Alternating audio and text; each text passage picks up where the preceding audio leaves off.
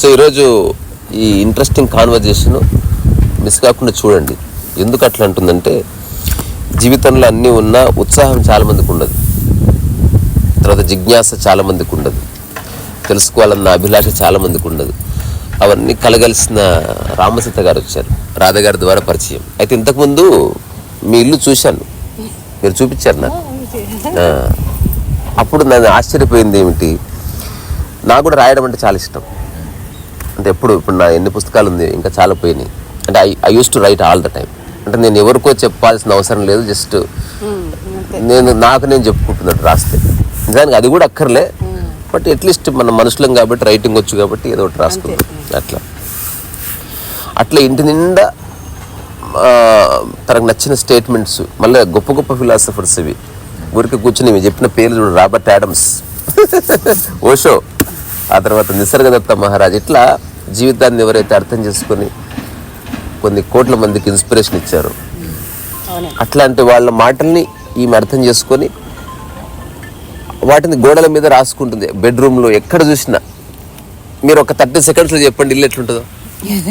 Entrance gate కాడి నుంచి మొదలుపెట్టి మొత్తం మనం వెళ్తే అది చదువుతా అలా ఉండిపోతాం. బెల్ కొడదామని బెల్ నొక్కితే బెల్ పక్కనే మంచి కోట రాసి ఉంటుంది. డోర్ తీద్దాం, డోర్ తీసే డోర్ మీద రాసి ఉంటుంది. లోపలికి వెళ్ళగానే అన్ని ప్లేసుల్లో అసలు మొత్తం ఇల్లంతా. బెడ్రూమ్లో అయితే ఇంకెటు చూసినా ఇంక వేరే ఏం గుర్తురాదు, మనం అవి చదువుకుంటూ అక్కడ ఉండిపోతాం. అంత చక్కగా ఉంటుంది ఇల్లంతా. అందమైన రైటింగ్, ఎంత అందంగా కనపడుతుందో. అయితే ఇప్పుడు ఈవిడ ఈ పుస్తకం ఇగో ఇది తనదే. గొడుగేసింది నాకు కాదు, పుస్తకానికి. బేసికల్గా అపార్థం చేసుకోకండి. ఇందులో నేను రమణ మహర్షి ఉపదేశాలను రాసింది ఇట్లా ముందుగా రాసుకుంది. వదనం సహజం రమణీయం. ఇంకోటి ఓపిక. మనం గమనించాల్సింది, ఎవరో స్కూల్ గోయింగ్ కిడ్ ఇలా రాసుకున్నారంటే ఏదో మార్కుల కోసం దేనికోసం. ఇప్పుడు ఏమి ఇలా చేయాల్సిన అవసరం లేదు. నేను దగ్గరకు వచ్చి దీన్ని క్లోజప్ లో ఒక వీడియో తీసి ఇది కూడా పెడతా. ఇప్పుడు నెక్స్ట్ వీడియోలో కనిపిస్తుంది మీకు. ఈమెనే రామసీత. ఎందుకు ఇంత ఉత్సాహం అంటే, సదా ఉండే ఆనంద స్వరూపమే నేను. చిన్నప్పటి నుంచి నాకు తెలియకుండానే అది ఉంది ఆనందం. అదే నవ్వుతూ ఉండడం, అది సహజంగా అది వచ్చింది. మా నాన్నగారు ఎలా ఉండేవారండి, హుషారుగా నవ్వుతూని. మా ఊర్లో సంక్రాంతి వస్తే ఆ పిల్లలతో పాటు ఆవిడ కూడా డాన్స్ చేస్తారు చక్కగా, అందరు ఎంత ఉత్సాహంగానో. సహజంగానే అన్ని జరుగుతున్నాయని అర్థమవుతుంది. మీకు ఈ ఫిలాసఫీ ఎట్లా మళ్ళింది మీ దృష్టి? ఉత్సాహంగా చాలా మంది అంటే చిన్నప్పుడు తాగుబోతులు కూడా ఉత్సాహంగా ఉంటారు, తెలుసు కదా. అంటే ఉత్సాహంగా ఓకే, రకరకాల ఉత్సాహం ఉండే వాళ్ళని చూశాను నేను. టైసన్ గారి మీద అదే. ఇప్పుడు ఈ పాత్ అంటే ఇప్పుడు అరుణాచలం అంటున్నారు, అక్కడ ఒక సైడ్ కొనుక్కున్నారు. సరే, అది డెవలప్మెంట్, అది వేరే సంగతి. తర్వాత ఉన్న చోట ఊర్లోనే ఇంటి నిండా స్టేట్మెంట్స్ రాసుకోవడం ఏంది, తర్వాత వాటిని మీరు చిన్న చిన్న ఆడియోస్గా చేసుకోవడం ఏంది, వాటిని మళ్ళీ మీరే విని కాస్త రిఫైన్ చేసుకోవడం ఏంది, దాంతో బుక్లో రాసుకోవడం ఏంది, దేనికి ఇదంతా? అంటే నా ఆనందంగానే జరుగుతున్నాయి. నేను చెయ్యాలని కాదు, జరుగుతున్నాయి అంతే. అది బాగా అర్థం అవుతుందండి. ఒక మహాశక్తే చేసుకుంటుంది, మీకు సంబంధం లేదు. అంటే సంబంధం లేదంటే దేహపరంగా అయితే ఇవన్నీ ఈ పరికరాలన్నీ కలిస్తేనే కదండి, శరీరం అన్ని కలిస్తేనే కదా. ఆ తెలివి, ఆ టైంకి అది స్ఫురణ అన్ని ఇచ్చి అది జరుగుతుంది. స్వరూపం అంటే నా స్వభావం మారదు, కానీ ఆ స్వభావం సహజంగా ఏది కోరుకోని స్థితి అండి చిన్నప్పటి నుంచి. అంటే చిన్నప్పుడు గురుగారు వచ్చేవారండి, ఆ దేవుడిని అది మొక్కుకోవటం అసలు అలవాట్లేదు. ఒక పని ఎనికి పోయి గొడుగు పెట్టు అంటే రామన్న మనకు కాదు, అదే రా మీకు పెట్టట్లే, మీరు భలే ఉన్నారు ఫోన్కి. అంటే అన్ని నెరవేర్చిన తర్వాత ఫ్రేమ్ అద్భుతంగా ఎనికి పోరా, అద్భుతంగా ఉంటుంది ఫ్రేమ్. మీకు తెలియదు నేనేం ఆలోచిస్తున్నా.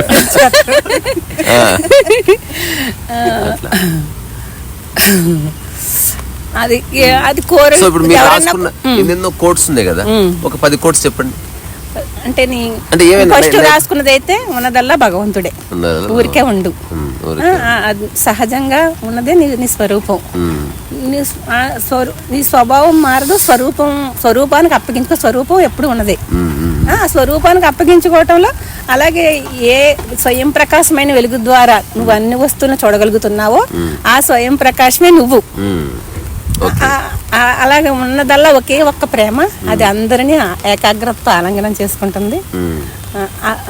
అలా ఉంటుంది. మళ్ళీ నీవు తల్లిదండ్రులు ఉన్నారని ఇలా అనుకోకు, జ్ఞాపకీర్తి నీకు ఎప్పుడు ఉన్నది నువ్వు.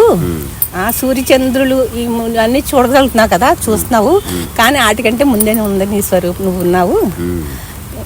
అటువంటి అన్నీనండి. మళ్ళీ హాక్యం జానగీతంలో అది జనించి ఉన్న జీవాలన్నీ ఆది నుంచి బుద్ధుళ్ళే, ఉండకపోతే జీవాలు ఉండరులే బుద్ధుళ్ళు, అది ఉంటుంది కదండి. అది కూడా నాకు బాగా ఇష్టం. అలాగే యోగానంద గారు సమాధి వైభవం చెప్తారండి, చాలా అందంగా చెప్తారు. అది బుక్లో ఉంది. అసలు ప్రతి మహాత్ములు ఎందుకు బుక్ చదువుతూ ఇష్టం అండి. ఎందుకో నాకు అది 35 ఏళ్ళ నుంచి నాకు ఇంట్రెస్ట్. అది నాకు తెలిసి కూడా కాదు, అది సహజంగా మహాత్ముల యొక్క బుక్స్ అన్నీ అలా వచ్చినాయండి. యోగ వాసిష్టం కూడా 5-6 సార్లు బాగా దాన్ని రిపీట్ చేసుకుని ముఖ్యమైనవన్నీ రాసుకుంటాం. త్రిపుర రహస్యం అన్ని, త్రిపుర రహస్యం జనక మహారాజు తెలుసుకొని ఇంత ఆచరించగలవా మనిషి? ఆచరించలేమండి. అంటే అంటే ఆచరించడం అంటే ఆచరించడానికి బాగా ఉపయోగపడ్డాయండి. ఎందుకంటే సిచ్యువేషన్ చాలా బాగా ఉపయోగపడింది. అంటే మా వారికి బాగా, అంటే నాకు ఒక జ్వరం వచ్చింది అనుకోండి, వణికించినప్పుడు కూడా నేను ఇది కాదు అది సాక్షిగా అది చూడటం, అది అలా తెలుసు. మళ్ళీ పడిపోయిన ఒకసారి పిల్లలతో ఆడుకుంటా వాళ్ళతో పాటు ఆడేసేదాన్ని. ఆడితే పడిపోతే ఆడి మీద పడిపోతే మా పిల్లవాడు మళ్ళీ తగలేదు, నాకు దెబ్బ తగిలేసింది. ఇంటికి వెళ్ళేటప్పుడు వాసిపోయింది. అయినా సరే ఆ రోజు సత్సంగం ఉందని వెళ్ళిపోయాను గుడి దగ్గరికి. వచ్చేటప్పటికి 10:30 అవుతుంది, నేను బాగా నొప్పి పెడుతుంది, దాని సాక్షిగా నేను ఉన్నాను అన్నదండి. మళ్ళీ ఇది కాదు అని తెలిసిపోతుందండి. అంటే జ్వరం వచ్చి వణికించింది అనుకోండి, ఒక సిచ్యువేషన్లో 70 లక్షలు ఒకరికి ఇవ్వాలి మాతో. ఆ రోజు జ్వరం వచ్చేసిందండి. జ్వరం ఎప్పుడో కానీ రాదు. మళ్ళీ జ్వరం వచ్చి వెళ్ళనివ్వరు అనేసి నేను ఆటోమేటిక్గా కార్ డ్రైవర్ని రమ్మానండి. 1 గంటకు రమ్మన్నాను. ఈలోపు జ్వరం వచ్చింది, మరలా మెదలకుండా పడుకున్నాను. వాళ్ళకి అనుమానం వచ్చినా పట్టించుకోలేదండి. నాకేంటంటే నువ్వు ఏమి జరిగినా శరీరానికి మనసుకి నీకు కాదు అన్నస్ఫురణతోటి అది దాన్ని అలా చూశానండి. మళ్ళీ తగ్గిపోయిందండి. తగ్గిపోయింది.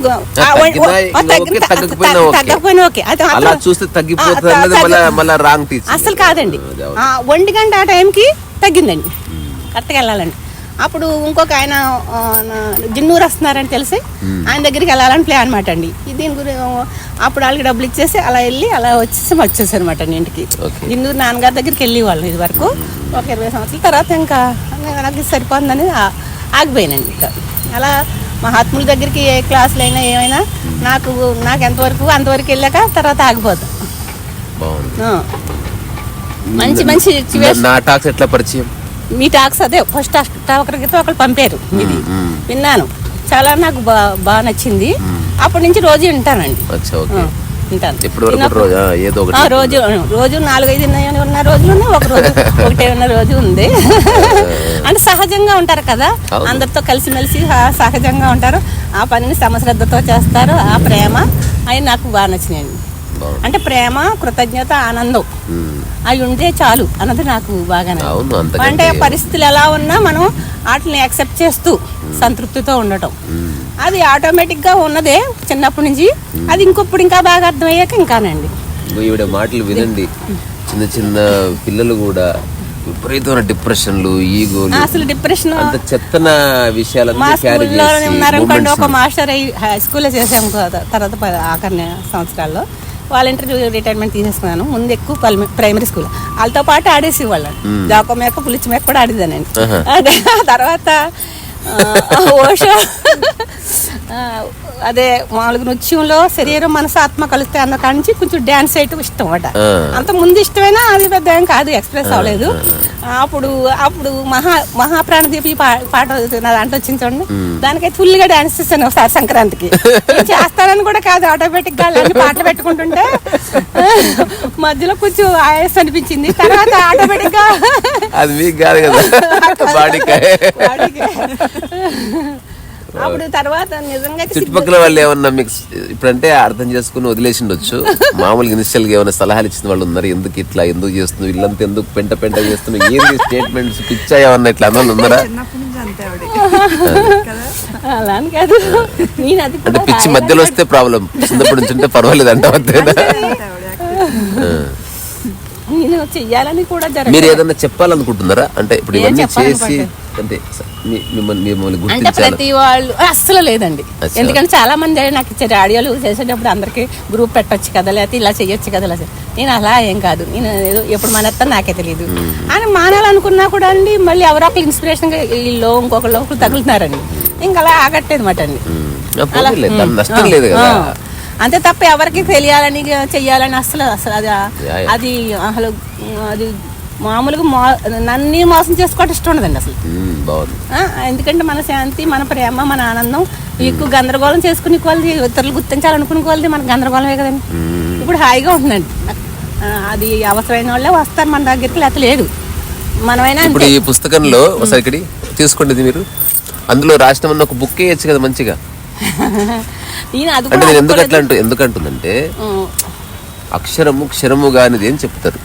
అంటే మనిషి నాశనం అవుతాడు. ఇప్పుడు భగవద్గీత నాశనం లేదు దానికి, బికాజ్ అది ముద్రించబడ్డది. ఆ ముద్రించబడ్డది ఎందరో అంటే చదివి వాళ్ళ ఒకటి- హృదయ పలకాల మీద ముద్రించుకున్నారు. ఒక చిన్న బుక్ ఏంచానండి ఒకసారి, చిన్నది ఎందుకు? ఒకసారి మామూలుగా, తర్వాత ఏమో ఇంకొకసారి కొంచెం సరిపడే అదే మామూలు కవితలు రాసుకున్నాను. అంటే ఇదే ఇది ఇది ఇది ఇది ఏదైతే అదే philosophy- మళ్ళీ మళ్ళీ ఇట్లా మీరు స్నేహం గురించి రాశారు కదా, చదవండి ఒకసారి. మీకు నచ్చిన పేజీలు ఏమన్నా ఒక 2-3 చదవండి, ఏవో మీకు నచ్చిన స్టేట్మెంట్స్. అలాగే. ఎంత ఓపికగా రాసుకుందో. నేను క్లోజప్ లో ఒక వీడియో తీద్దాం వాళ్ళు, అది నేను పెడతాను. స్నేహం అనేది పంచుకోవడం, స్నేహం అనేది గొప్ప కళ, స్నేహం అనేది ప్రేమ యొక్క అత్యున్నత వ్యక్తీకరణ, సంపూర్ణంగా మానవీయమైనది స్నేహం.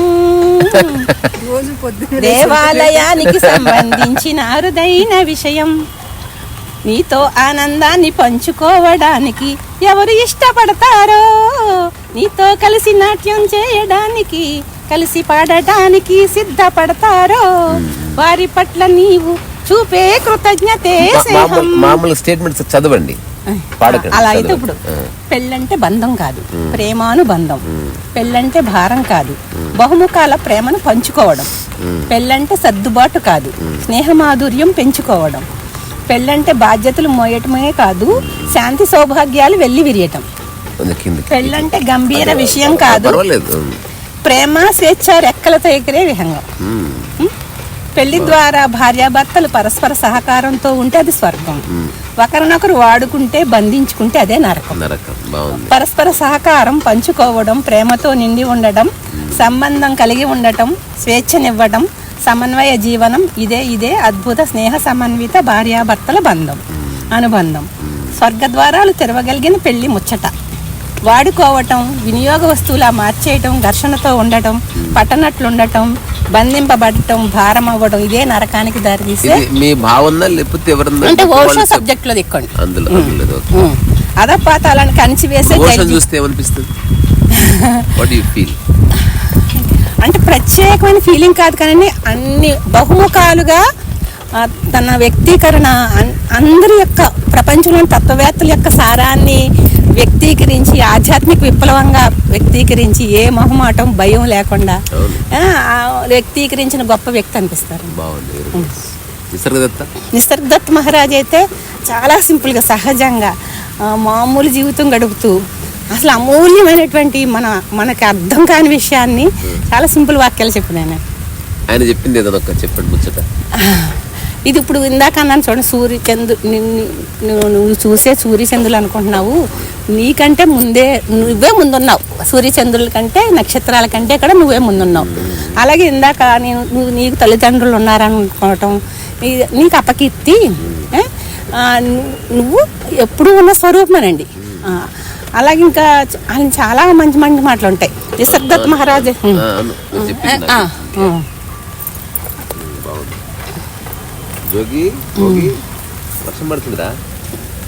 శ్రీకృష్ణ తత్వంలోనైతే నాకు ఓషో చెప్పిన సబ్జెక్టులో 3 పాయింట్లు బాగా ఇష్టం అండి. 3 బుక్స్ ఉంటాయి. ఒకటి అనాసక్తి అంటాడండి.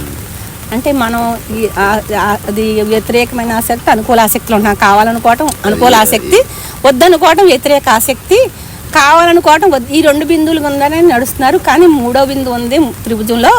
ఆ 3వ బిందువు ఏంటంటే ఈ జరగనిచ్చే స్థితిలో ఉంటూ నువ్వు ఉండటం, ఆయన అనాసక్తి. అలాగే సన్యాసం గురించి కూడా బాగా చెప్పాడండి ఆయన. ఏంటంటే సన్యాసం మామూలుగా నటనగా, మన పాత్రగా. ఎవరైనా నిన్ను తిట్టారనుకో, నీకు కోపం రాదు, లోపల బయటకు కోపం వ్యక్తం చేస్తావు ఎప్పుడన్నా అవసరమైతే. అలాగే నేను పొగిడారనుకో, లోపల పొంగిపోవు, నన్నే పొగిడేశారని కానీ పొంగినట్టు కనిపిస్తా ఊరికే. అలా అలా అలా అలా ఉండగలి నటన. అంటే మన దేహాల దగ్గరగా ఉన్న మనం మనసు దూరం, దానికి అతీతంగా ఉంటుందని ఆ నటనగా ఉంటాం. ఇంకోటి ఏంటంటే కొన్నాళ్ళు ఆశ్రమ జీవితం, కొన్నాళ్ళు ఇక్కడ ఉండి పూర్తిగా ధ్యాన స్థితిలో ఉంటూ మళ్ళీ మామూలు జీవితానికి రావటం. ఇంకొకళ్ళు ఉన్నారనుకోండి, మొత్తం పూర్తిగా సంసారం అనేది వాళ్ళకి బంధం ఉండదు కాబట్టి వాళ్ళ ద్వారా చాలా పని జరుగుతుంది, చాలా పని జరుగుతుంది. అలా 3 రకాల సన్యాసాలు ఉన్నాయని చెప్తాడు. అదొకటి బాగా ఇష్టం అండి. ఇంకోటి ఏంటంటే కర్మ కర్మ వికర్మ. అది చదివినప్పుడు అండి, అబ్బాయి ఇంత బాగుంటుందా వికర్మ అనుకున్నాను. అంటే ఈ మామూలుగా ఇది మామూలుగా గీతా గ్రంథంలో ఆయన్ని చదివిన వాటికంటే అసలు డిఫరెన్స్ మాట అండి, పూర్తి డిఫరెంట్. అంటే కర్మ అంటే నువ్వు చేస్తున్నానని చేసుకుని మామూలుగా జీవితంలో అందరూ చేసినట్టు చేసుకుంటాను, నేను చేసేస్తాను అనుకోవటమే కర్మ. ఆ కర్మ అంటే కర్తృత్వం లేకుండా నిజమైన సన్యాసి ద్వారా జరిగేది. వికర్మ అంటే అసలు తాను జరగటం. అంటే ఎలా చెప్తాడంటే ఉదాహరణ, ఆ ఉదాహరణ నాకు చాలా ఇష్టం అండి. నీ శ్వాసక్రియలాగా, నీ జీర్ణక్రియలాగా, గుండు కొట్టుకోవడం లాగా నీ రక్త ప్రసరణ ఆటోమేటిక్గా జరుగుతాయి లేదా, సంభవిస్తున్నాయి. అలా సంభవిస్తామే వికర్మ అంటేని. ఆ వికర్మ అర్థం చేసుకుంటే అప్పుడు కర్మ చేస్తూ ఆ కర్మలో స్థితిలోకి ఉంటావు అని ఆ 3 పాయింట్లు అండి, ఆ 3 బుక్కుల్లో సారం మాట అండి. నాకు అది బాగా గుండెలకు అత్తుకుని అది జీవితకాలంలో ఉపయోగపడిపోతుందండి. అంటే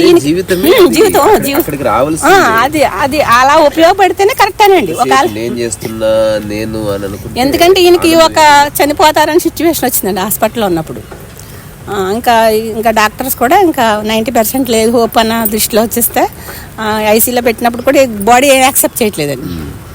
అప్పుడు ఎవరన్నా ఉంచుకోండి అమ్మా అన్నారు. వాళ్ళకి ఇంకా ఉండదని బాడీ అని దృష్టితోటి నాకే భయం లేదు, అయిపోయింది. అప్పుడు ఉంచుకోమని నేను ఉంచుకోకుండా కావాలితే వస్తారులే వాళ్ళు.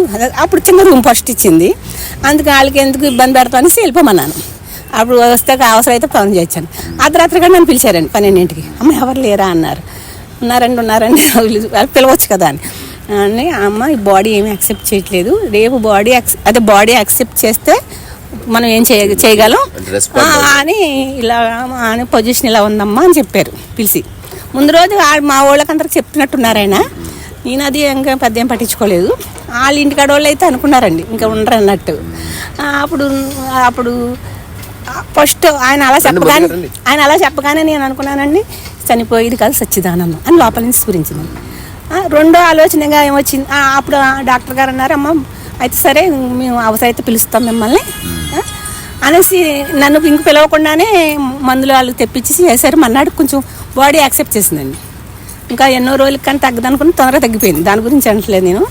అప్పుడు రెండో ఆలోచన ఏమొచ్చింది, ఈ బాడీని ఉంచాలంటే ఉంచాడు, ఇస్తాడు లేకపోతే లేదు. 3 ఆలోచన, మా ఇంట్లో 4 ఆడవాళ్ళు ఉంటామండి. మా పాప ఉంటుంది, మా మనవరాలు ఉంటుంది, మా అమ్మ ఉంటుందండి, మా తమ్ముడు ఉన్నా, నేనే చూస్తాను మా అమ్మని. అలా అన్ని రకాలుగా మా ఇంట్లో ఈయన ఒక్కైనా ఇన్ని అంటే ఎక్కువ బాధ్యత వహించేది ఈ శరీరానికే.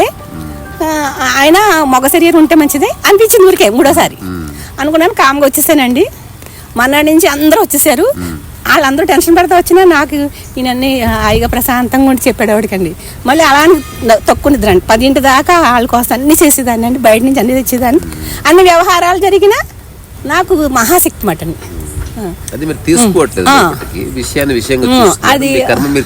అదే అండి, అదే అందుకు కర్మ కూడా బాగా జరుగుతుందండి.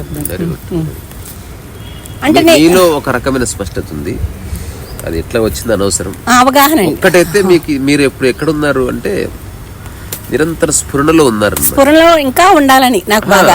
అది 2 రకాలుగా ఉంటది. అది నిజంగా మీరైనప్పుడు స్ఫురణ అక్కర్లేదు. అది నాకు అదే తెలుసు. అవునో కాదో తెలియదు కానీ అదే సత్యం అంతే. అది నిజమండి మీరు అన్నది. మీరంతా ఇప్పుడు నేను సచ్చిదానంద అని సచ్చిదానందం ఎప్పుడు అనుకోడు. నేను రామసీతని మీరు ఎప్పుడు అనుకోరుగా. అనుకోనే అంటే మీరు రామసీత అవునా కదా డౌట్ లేదు. కానీ నిజంగా నాది రామసీతనే అని నాకు తెలుసు. పుస్తకాలు చదివాను, నేనే రామసీత అనుకున్నప్పుడు అప్పుడప్పుడు గుర్తు తెచ్చుకోవాలి. అది అందుకని చాలా బాగుంది. అంటే నీ శరీరం నేను శవం దగ్గర అన్నప్పుడు అస్సలు భయం ఉండదండి. అప్పుడు అనిపించింది మరి అంతకు ముందు ఉంది, తర్వాత ఉంటుంది, పుట్టక ముందు ఉంటేనే కదా వచ్చింది దేహం. తర్వాత వ్యక్తి నేను బ్రాహ్మణుడు అనుకోని బ్రాహ్మణుడు అవుతాడు. అట్లా మన సన్యాసాశ్రమంలో కూడా నేను సచ్చిదానందాన్ని, నేను సాక్షిని, నాకు సంబంధం అంటే ప్రతిసారి గుర్తు తెచ్చుకోవాలి. అది ఏదైనా సందర్భంలోకి ఎంటర్ అవుతున్నాం, నేను సాక్షిని కదా, నేను పట్టుకుంది, నేను వద్దాను. మళ్ళీ అలా అసలు వ్యక్తీకరించడం ఏమి లేదండి. అంతర్గతంగా కలుగు అక్కడ ఉన్నారు మీరు. అదే అంతే. మురళి గారు వీళ్ళ ఇల్లు చూశారు మీరు? ఏమైనా చెప్పండి అసలు ఆ స్టేట్మెంట్స్ గురించి మీకేమనిపిస్తుంది? నిమిషం. అంటే వాళ్ళ ఇంటికి వెళ్ళి ఆవిడతోనే కూర్చున్నాను నేను. ఇంటిని అంతగా అబ్జర్వ్ చేయలేదు. మొత్తం స్టేట్మెంట్స్ రాశారంటే తను చదివింది. నేను ఈవిడ చూస్తే ఏమనిపించింది అదని చెప్పండి. లేదండి, నాకైతే చాలా మంచిగా అనిపిస్తుంది. అంటే హాయిగా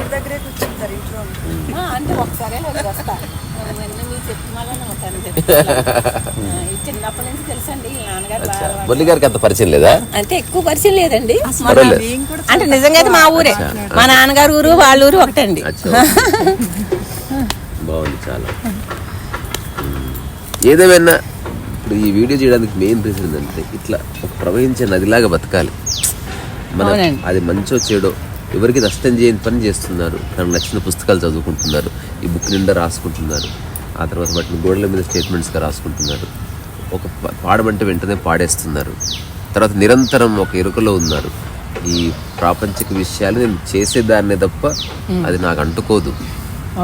అది మరణమైనా ఏదైనా ఇప్పుడు శరీరానికి జ్వరం వచ్చి శరీరానికే వచ్చింది, నేను ఫ్రీగానే ఉన్నానన్న ఒక స్ఫురణ కలగడం అనేది మామూలు విషయం కాదు. ఇప్పుడు ఆధ్యాత్మిక చింతనలు ఇది ఒక భాగం. అంటే నిరంతరం ఎప్పుడు తగ్గిపోవాలని అసలు ఎప్పుడు ఒకసారి పట్టుకున్నాక పోదండి అది. ఆలోచన రాలేదండి. ఇప్పుడు నేను రెడ్డి అని కూడా అనుకుంటాడు కదా, ఇది కూడా అటువంటిది. మంచిది కొంచెం మంచిది. ఇంకోటి ఉంటది, మన జార్జ్ గుడ్జియఫ్ అని ఆయన చెప్పేవాడు సెల్ఫ్ రిమెంబరెన్స్ అని. అట్లా ఇంకొక ఆయన ఏం చేసుకొచ్చాడు, సెల్ఫ్ రిమెంబరెన్స్ కాదురా బాబు, నీ ఫేక్ సెల్ఫ్ ని సెల్ఫ్ అనుకుంటున్నావు, దాని అనవసరం గుర్తు పెట్టుకుంటున్నావు, అసలు సెల్ఫ్ ని మర్చిపో అన్నాడు ఒకటి. సో ఏం చెప్పినా అక్కడికే వస్తుంది అంతే. మీరు ఇంతకుముందు చెప్పారు కదా, కర్మ అకర్మ వికర్మ అంటే చేయడము, జరగడము, సహజంగా జరగడము, కర్తాభావన లేకుండా జరుగుతున్నది. జస్ట్ అది నా ప్రమేయం లేకుండా గుండె కొట్టుకుంటున్నంత సులువుగా నా పనులన్నీ జరుగుతున్నాయి. తద్వారా అసలు కర్త లేదన్న ఒక ఎరుకలోకి రావడం ఇదంతా అద్భుతం. ఇది స్పిరిచువల్గా లేదా మెట్ట వేదాంతం కాదు, ప్రతి వ్యక్తి తెలుసుకోవాల్సిన విషయాలు ఇవి. అప్పుడే జీవితం అనేది నిజంగా ఆనంద క్షేత్రంలోకి వచ్చి పడితే అంతవరకు అంత బ్లఫ్ నడుస్తుంటది. ఇంకా మీకు జీవితాశయాలు ఉన్నాయా? లాస్ట్ 2-3 ప్రశ్నలు. అసలు లేవండి. మరి ఎట్లా మరి పాలిటిక్స్ లోకి వెళ్ళొచ్చు కదా? నాకు ఇష్టం ఉండదండి అసలు. అలాని కాదు, అదంతా వేరుగా ఒకళ్ళని విమర్శించడం, స్లోగన్స్ అంతా మీకే అప్పచెప్పేటోళ్ళు రాయడానికి. రామసీత ఎన్నికలు వస్తున్నాయి, స్లోగన్స్ రాసి. బాగుంది సార్. మీకు ఎవరన్నా గురువు అనుకున్న వ్యక్తి ఉన్నాడా? అంటే రమణ మహర్షి బాగా ఇష్టం అండి, బాగా మొత్తం. ఒకవేళ రమణ మహర్షి ఇప్పుడు ఉన్నాడు అనుకో, ఒకవేళ చెప్తే ఏం చెప్తారు? అంటే నాకు ఒకటే అండి, రమణ మహర్షి అంటే దేహం కాదని. అవి కాదు, నాకు అర్థమైంది. మీరు ఎన్నిసార్లు చెప్పినా అక్కడికి వస్తారు. నువ్వు దేహం కాదు, ఇది కూడా కాదు, వదిలే. ఇంకా నేను చెప్పేది రమణ మహర్షి ఇప్పుడు హఠాత్తుగా వచ్చాడు. రామసీత చెప్పాలనుకుంటున్నావా అంటే ఏమైనా చెప్తావా? ఇది ఊరకుండమన్నారు కదా, ఊరకుంటానండి. పనికిరాని విషయాల పట్టు ఊరకుండమన్నారు. ఊరకుంటడం అంటే ఏం కాదు, శరీరం ద్వారా ఏం జరగనివ్వండి. మనసు ద్వారా శరీరం మనసు కాల కోప్పడినా ఏం చేసినా అది నాకు కాదు అని స్ఫురణ. ఇక మీరు అందులో పూనుకుపోయారులేండి. అంటే ఈవెన్ మీరు మరణశీయ మీద ఉన్న ఈ స్ఫురణ పోదు మీకు. అవునండి. అంటే మరణించేది నేను కాదని ఫిక్స్ అయ్యారు రబ్బా మీరు. మీది ఒక గమ్మత్తైన స్థితి ఇది. యాక్చువల్గా ఇట్స్ వెరీ, అంటే మనం చాలా ఉపయోగపడుతుంది స్ఫురణ అన్నది. అవునండి, చాలా ఉపయోగపడుతుంది. ఎంత బాధ పరిస్థితులు అయినా వెంటనే అది గుర్తు వస్తా ఉంటుంది అంటే కదండి. అది ఆ వస్తే బేస్- తప్పదు ఇంకా. బే- ఆ, అది అస్సలు అయిపోదు ఇంకా. వెంటనే సర్ఫేస్ అయితేనే ఉంటుంది. నీ అబ్బా నువ్వు అంత అసలు వేస్ట్ ఫీల్ ఒక లేదంటే నేను వేస్ట్ ఫీల్ ఉందా అంటే కాదు నేను సచ్చిదానందం అనుకో నువ్వు నా శరీరాన్ని అనుకుంటున్నావు అనుకో అంటే ఇదంతా తెలుస్తా ఉంటది. ఎప్పుడు ఒక గేమ్ నడుస్తుంటది. అది అంతే అండి. ఇనిషియల్ గా కొంచెం కష్టంగా ఉంది, ఇప్పుడు రాను అది స్థిరపడి బయట కాళ్ళకి చెప్పకపోయినండి ఇంకా చెప్పాల్సిన అవసరం లేదు, తెలుస్తూ ఉంటుంది అట్లా. అందుకని మీరు ఇంత ఉత్సాహంగా ఉన్నారు. అంటే మీరు మీ పనిలో మీకు వయసు లేదు చూసారా. చాలా మందికి సైకిల్ తప్పుతానండి, డాన్స్ చేయగలనండి. అదే ఎవరన్నా ఇలా అంటే ఈ మధ్యన సంవత్సరం పై నుంచే జుట్టుకు రంగేయట్లేదని అయ్యో వాళ్ళు అయిపోయారని పాడవలేదు ఊరికి జుట్టుకు రంగేయట్లేదు అంటే నేను ఇప్పుడు సైకిల్ తగ్గలను అంటానండి. అదే ఎవరన్నా పాత వాళ్ళు ఎవరో కనిపించాలా అంటే మీరు ఇప్పుడు ఏం చేసినా ఏం కాదు, ఎందుకంటే మీరు సచ్చిదానందం అంతే. అవును, చుట్టుకు రంగేసినా అంటే సహజంగా హాయిగా ఉందండి ఇది. వేయకుండా ఉంటే హాయిగా ఉంది. అయితే చెమట పట్టేస్తాయి నాకు ఎక్కువ, శరీరానికి చెమట ఎక్కువ పడతాం అలవాటు. దీనికి వస్తే అపత్రం పట్టడం ఎక్కువ అనవసరంగా టైం. హాయిగా ఉందండి, రోజు ఎలా తలకు స్నానం చేసినా ఏముంది ఉండదు. ఎంత బాగా పడుతుంది అసలు. మీరు అదే జంతువులు వృక్షాలు అన్ని హాయిగా ఉన్నాయి కదండి. మనిషే కదా మరి. నేను ఎప్పుడు ప్రకృతినప్పుడు మనిషి ఎప్పుడు మనిషి మెదడులో లక్ష్యం దూరింది, దాంతో సంకనాగిపోయాడు. Ambition made man mad man. ఆ లక్ష్యం అనేది వాడిని పరిగెత్తిస్తుంది. ఇది ఎట్టుందంటే ఒక గుర్రబండి పోవాలి. వీళ్ళ అన్నయ్య తెలుసండి బాగా. ఆ గుర్రబండి చెల్లెలు ప్రసాదరాజ్ చెల్లెలు చిన్న కథ. ఆ గుర్రం పోతుంటే ఆ గుర్రానికి ముందు వాటి కట్టె పెట్టుకున్నాడంట. ఆ కట్టె గడ్డి కట్టాడు. అది గుర్రానికి కరెక్ట్ ఫీట్ దూరంలో ఉంటది. అలా గడ్డిని చూసుకుంటూ నడుస్తూ ఉంటుంది. అయితే గుర్రానికి డౌట్ వస్తుంది, ఈ గడ్డి నాకు అందది ఇంకా అనుకున్నప్పుడు వాడు కట్టె దిక్కి లాగుతాడు. అప్పుడు గుర్రానికి గడ్డి దొరికింది. దాంతో నమ్మకం బలపడి నేను పరిగెడితే వస్తుంది. ఎగ్జాక్ట్లీ మనిషి అదే. వాడు ట్రై చేస్తాడు. కంపెనీ ఒక 1000 రూపాయలు శాలరీ ఇస్తుంది. ఎస్ నేను చేసిన దానికి వచ్చింది ఫలితం, ఇంకా స్టార్ట్. ఇది అయ్యే పని కాదు. అంటే అలా చేసేవాళ్ళని చేయొద్దని చెప్పడం నా ఉద్దేశం కాదు, కానీ చేసేవాళ్ళు ఎక్కడికి పోరు, ఖచ్చితంగా డిస్టర్బెన్స్ లోకి. నేను జాబ్ 5 సంవత్సరాల ముందు మానేయాలి అనుకున్నానండి. మీరేం జాబ్ చేసేటోళ్ళు? టీచర్ అండి, గవర్నమెంట్ టీచర్. తర్వాత హై స్కూల్కి లాస్ట్ లో వెళ్ళామంట అండి. ముందే మానేద్దాం అనుకుంటే ఇంక మానేవారు అనేసి ఇంకొక 5 ఏళ్ళు ఉందనగా మానేశాను. అప్పటికే 34 సంవత్సరాలు చేశాను. అయినా సరే ఇంక మానేవరని అర్థమవుతుంది నాకు. ఆయన మొత్తం మీద నాకు నేను చేసేసుకున్నానండి, అయిపోయింది. తర్వాత ఆపాలని చూశారు, దాన్ని కూడా ఏదో అంటే అది ఇంకా అది నేను ఎవరన్నా అన్నారు అనుకోండి, 1 కోటి రూపాయలు వచ్చేది ఇలా నాకు ఎన్ని కోట్లు ఇచ్చినా ఈ జీవితం నా టైం నాకు కావాలి. డిఓ గారు అడిగారమ్మ ఎందుకమ్మా మానేస్తారు అంత ఉండే వచ్చింది అన్నారు. నాకు 3 అండి, నాకు డబ్బు సరిపోతుంది, నా టైం నాకు కావాలి. ఇప్పుడు వాళ్ళకి నేను 34 సంవత్సరాలు చేశాను, చాలు. 3-4 చేసినా ఏం కాదు. అందరూ ప్రజ్ఞ అంటారు మామూలుగా. రీసా ఏమంటారు, దేనికి వ్యవహరించాలి, ఏది మాట్లాడాలి, ఏది మాట్లాడకూడదు, దేనికి అవసరం ఉన్న దానికే వెళ్ళాలి, అవసరం లేని దానికే అసలు దేనిలోని వ్యవహరించకూడదు. ఆ వ్యవహరించినది ఏదైతే ఉంటుందో మీకు అది మహోన్నతం అంటాను. ఏది ఈ వ్యవహరించేస్తున్నాం అనుకోండి, ఇంకా ప్రజ్ఞ పట్టుకుంటుందంటే ఎలా కుదురుతుందండి? ఇప్పుడు రీసా ఇప్పుడు ఏంది, అది నేను అయిపోయాను 2009 నుంచి. అది నేను అని స్వేచ్ఛగా అయిపోయిన తర్వాత నేను చూడలేదు రీసా దగ్గర. ఏం చూడలా, రీసా గారి దగ్గరికి ఎందుకు వస్తున్నాను, నేను వ్యవహరించేది చూడలా. ఇప్పుడు మమ్మల్ని ప్రజ్ఞ పట్టుకుంది, నేను ఎరుక అంటారు చాలామంది, నాకు బోనులు చేస్తారండి. నాకు కొంచెంమంది ఫ్రెండ్స్ నేను ఎరుకని అంటారు, వ్యవహారం గోమె కొడతానంటే వచ్చి ఇంటికి వచ్చి గోమె కొడతానంటారు. మరి వాళ్ళు ఇప్పుడు అక్కడ రీసా అక్కడి నుంచి ఎవరిని కొట్టిది అని రీసా ఫోన్ పెట్టేస్తా. అక్కడ వ్యవహారం చేసేస్తున్నారు, ప్రజ్ఞ పట్టుకుంది అంటున్నారు, కానీ వ్యవహారం చేసేస్తున్నారు కనవాళ్ళంతా. మరి మీకు ఇది వచ్చిన లాజిక్, నేను దాన్ని యాక్సెప్ట్ చేయని అందరినీ నా జీవితకాలంలో నా మనసుకు 5-6 యాక్సెప్ట్ చేసింది ఇలాంటి వాళ్ళని. 3 మంది నేను ఎరుగుతూ ఉన్నాను, నేను ఆ స్థితిలో ఉన్నాను అంటారు. ఇప్పుడు ఆవిడని నేను తన్నేనంటే కనుక నేను తను చేసుకొస్తున్నాను అంటారు. మరి అప్పుడు ప్రజ్ఞ పట్టుకుంది ఎలాగండి మరి మీకంటే? మీకు అది నేను అయిపోయాను అన్నవాళ్ళు ఇంకా నేను వాళ్ళు మీకు ఏది అంటే ఇంకా వ్యవహారం ఏమీ లేదు, ఉన్నది అంతే. ఉన్నది అది ఉన్నదంతే. అంటే వ్యక్తిని బట్టి ఇంకేం ఉండదు. కరెక్ట్ మురళి గారు, రైట్ అబ్జర్వేషన్. ఎవరికి జ్ఞానోదయం, అసలు జ్ఞానోదయం అని ముక్తి అని ఇలా అనుకుంటాం కదా, అది ఈ దేహానికి దేహం నువ్వు కాదు కదా, మరి దేహం కాదని ఆ స్వరూపంలో ఉండటమే కదా అసలైన ముక్తి. మరి అలాంటి నాకు ముక్తి అంటే, నాకు జ్ఞానం అంటే అది ఉట్టి మాటే కదా అని అర్థం అని బాగా బాగుంది. చాలా బాగుంది. ఇది ఎంతసేపు ముచ్చటించుకున్నా మనకి తనివి తీరదు, ఎందుకంటే మన యొక్క మూల వస్తువు ఉత్సాహం కనుక. అవునండి, కష్టాలు కందిలు ఇందులో అలాంటివి ఏమి లేవు కదా. సో ఇది రామసీత గారి.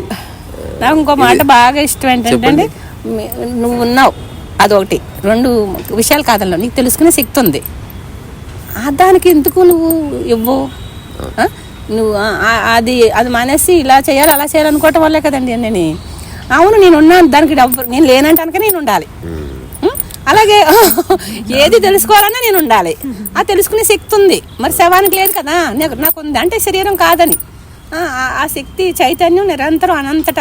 ఇప్పుడు ఎక్కడో ఒకసారి అయితే ఎక్కడో ఉన్న నక్షత్రాలు అదే ఊరికే సూర్యుని చూసినప్పుడు అనిపించింది అన్నమాట, ఎంతో విస్తారంగా అంత దూరంలో ఎన్నో కోట్ల కిలోమీటర్ల దూరంలోనే సూర్యుని చూడగలుగుతున్నాం అంటే మన ప్రకాశం నిన్నుంటేనే కదా. ఈ చిన్న దేహం నేను అనుకుని ఎంత భ్రమలో పడుతున్నామని అప్పుడు ఒక్క పాట రాసుకున్నాను. తర్వాత బాగా అనిపించి, పొంగి పొరిలి రాధ తనే అనుగ్రహం, తనలో కోరికలు లేని హృదయాల కోసం తారల దాకా చూపు సాగిందంటే అది నా ప్రకాశంలోనే కాదా అన్నమాట అండి. అంటే ఒక తరలి రాదా తనే వసంతం అన్న సినిమా పాట స్టైల్లో దాన్ని చంపారు, దీన్ని చంపారు. అలాగా ఒక శ్రీరామనామకండి ఓ బాగా, అంటే రాముడు అంటే రమయితి రామ. నేను సాంస్క్రిట్ స్కూల్లో చదువుకున్నాను, అందుకు రమయితి రామ అని అది విస్తృత అర్థాలు ఉంటాయండి. రాముడికి ఇలా రకరకాల అర్థాలు, వాళ్ళు ఇలా రమించేవాడే రాముడని, అది బాగా స్ఫురణండి. ఆ తర్వాత భగవాన్ ఒక దాంట్లో చెప్తారండి, ఒక సందర్భంలో ఒకరు అడిగితే రాముడు ఎందుకు అలా చేశాడో ఇలా అని అంటే, కాదు ఆయన తెలుసు అని ఒక ఇన్సిడెంట్ చెప్తారన్నమాట అండి. ఆకాశ మార్గంలో శివపార్వతులు వెళ్తుంటే అది చూసి అప్పుడు ఏంటి అదే అప్పుడు నమస్కారం చేస్తాడు శివుడు. అప్పుడు పార్వతీదేవి అంటుంది, మీరు పరమేశ్వరుడు అయి ఉండి నరుడికి చేస్తున్నారేంటి నమస్కారం అంటే, కాదు నరుడు కాదు నారాయణ స్వరూపం అని అంటే, అదేంటి మామూలు మానవుడి కంటే కూడా భార్య కోసం ఏడుస్తున్నాడు అంటే, భార్యను వెతుక్కుంటూ ఏడుస్తుంటేమాట అండి. అప్పుడు కాదు అవును ఆయన నువ్వే కావాలంటే పరీక్షించుకొని సీతరూపంలో వెళ్తే అప్పుడు అమ్మ సాంబుని వదిలేసి ఇలా ఎందుకు వచ్చావంట. అప్పుడు సాంబుడు అంబతో కూడినవాడని వచ్చిందంట పేరు. అందుకు అంటే తను ఎవరో తను తెలుసు, తన పాత్ర నటించాడంతే. ఆ 2 స్ఫురణ నాకు బాగా ఇష్టం అండి రాముడు అంటే. ఇదంతా అనవసరం, మీరు ఇంక మళ్ళీ చర్చలో పడక. అదేలేండి, ఇప్పుడు మీరు సచ్చిదానందం అని తెలుసుకున్న తర్వాత ఇష్టాలు ఏం లేవు, ఇంకా అయిపోయింది. మళ్ళీ మనసులోకి వద్దు. అవునండి, అవును మళ్ళీ అదే అర్థం అవుతుంది. అది ఉండదు మీ అభిరుచులకు సంబంధించిన విషయాలు. మూలం బాగుంది అంటే ఆ రాము అంటే అంటే మనలో మనం రమిస్తూ మన పాత్ర నటించాలని చెప్పాడని, అది అది కూడా మీరే అంతే. అవును అంతే అండి. ఇప్పుడు రాముడు సచ్చిదానందాన్ని అనుభవించగలిగితే అంతే, నేను అంతే కదండి. మీరు అవును అంతే రాముడు లేడు, మీరు అంతే. కృష్ణ అంటే సదా ఉండే ఆనంద స్వరూపం, రమణుడు అంటే ఎరుకే క్రీడించి పరమాత్మను అర్థమయ్యాకండి ఈ క్షణం నా హృదయంలో నేను ఎరుకతో క్రీడిస్తూ రమిస్తూ ఉన్నాడు అని కదా అని బాగా మూల స్థితులు. ఆ మూల స్థితి గుర్తుంటుందండి. రాముడు అంటే రూపం, ఆ కృష్ణుడు అంటే ఆ రూపం, రమణుడు అంటే ఆ రూపం అని కాదు. చివరికి ఒక పిచ్చి ప్రశ్న, మీకున్న మెమరీ ఎంత పోయింది అనుకో, ఊరుకుంటామండి. మెమరీ పోతే హాయి కదండి. అంటే అప్పుడు సచ్చిదానందం అని కూడా తెలియదు, అసలు అలాగే ఉండటమే అసలైన వరకు ఉండటం కదా. ఇదిరా బాలు బాగుంది కదా. ఎట్టుంది తెలుసా, వెనక గొడవ అదంతా సినిమా పోస్టర్ లాగా ఉంది. సో ఇది రామసీత గారితో ఒక ఉల్లాసవంతమైన ఉత్సాహభరితమైనటువంటి చర్చ. ఇలా ఉండాలి అంటే దాని అర్థం ఆమె ఉత్సాహం నటించట్లే, ఆమె స్వభావం అది. అట్లా నా ఉత్సాహం నాకుంది కానీ అట్లా కనబడను నేను, నాదో టైప్ ఉత్సాహం, ఎవరిది వాళ్ళది, పరచింతన లేదు. తన ఇటువంటి వాళ్ళతో మధ్యలో ఉండటం వల్ల వచ్చేసి మామూలుగా ఇవి నేను ఎక్కడ ఉంటే అక్కడ వచ్చి ఘోరంగా అనుకుంటుంది, ఘోరంగా అసలు. అంటే ఒళ్ళు మరచి ఆదమరిచి ఆదమరచి అసలు. ఇప్పుడు ఇంతకీ మా తోడుకోవాలి గారు అమ్మాయి ఆలోచన ఈ రూపం ధరించుంటుందండి. తను ఇలా కాంతిరేసాన్ని కలుపుతానంటే నాకు అసలు లోపల కూడా స్వరం లేదు. కంపల్సరీ టాక్ చేయించుకోమా అన్నారు. నేను చెప్తే అవదు, అది ఆయన ఆటోమేటిక్ నేను ఏదైనా పూసుకోండి, మీకు ఆసక్తి ఉంటే చేద్దాం, చూస్తే చూస్తారు. కాదు అలా తను అంది అలా జరిగింది మాట అన్నాడు అంటారు. ఎంత బాగుంది. ఉన్నదేదో ఉన్నదే చెప్పాం అంతే. మేకప్ లేదు, మనకు మేకప్ లేదు, మనం చెప్పిన విషయానికి మేకప్ లేదు. ఇది అల్టిమేట్. సో ఇక్కడి నుంచి ఒకసారి మా వాళ్ళందరికి బాయ్ చెప్పండి. నమస్తే, ఏదైనా ఒక మాట చెప్పండి, ఎక్కువ పట్టించుకోకండి రా. హాయిగా ఆనందంగా నిద్రలో గాఢ నిద్రలు ఎలా అయితే హాయిగా ఏమీ లేకుండా మనం ఉన్నామో అలా ఆనందంగా హాయిగా స్వేచ్ఛగా పరమానందంగా ఉండటం. అలాగే డ్రైవ్ చేసుకుంటూ నిద్రపోవద్దు, పరద్దామనికి నాకు మూడు ఇష్టం అండి. ఎందుకంటే గాఢ నిద్రలు ఎందుకు ఏమీ లేకుండా హాయిగా నీతో నువ్వు ఉన్నావు కాబట్టి ఆ కళ నాలోనే జరిగి నాలోనే లైవ్ అయిపోతుంది. అంటే నేను ఉన్నాను, అది ఇప్పుడు కూడా నేను ఉన్నాను, దేహం ఉన్నాము. అది ఇది విచారణ చేయదగ్గ అంశమే, కానీ మెలకువలో ఎట్లా చేస్తాం అనేది సమస్య. దానికి జవాబు ఉందిలే కానీ ఎవరికి వాళ్ళు తెలుసుకోండి. అంతే, ఎవరి కాళ్ళే తెలుసుకోవాలండి, ఎవరి కాళ్ళకి అవగాహన ఆగిపోవాలండి అంతే. సరే మరి చెప్పిన ఆల్రెడీ ఎన్నో సార్లు. నిద్రలో కులం పడిపోయింది. ఇప్పుడు గాఢ నిద్ర అని దేన్ని అంటున్నామంటే కులం పోయింది, మతం పోయింది, జెండర్ పోయింది, నేనన్న భావన పోయింది, సాధించే లక్ష్యాలు పడిపోయింది, దేశాలు పడిపోయింది, విభజనలు అన్ని పోయినాయి కదా. అవన్నీ పోతే వాటి ఆబ్సెన్సే గాఢ నిద్ర.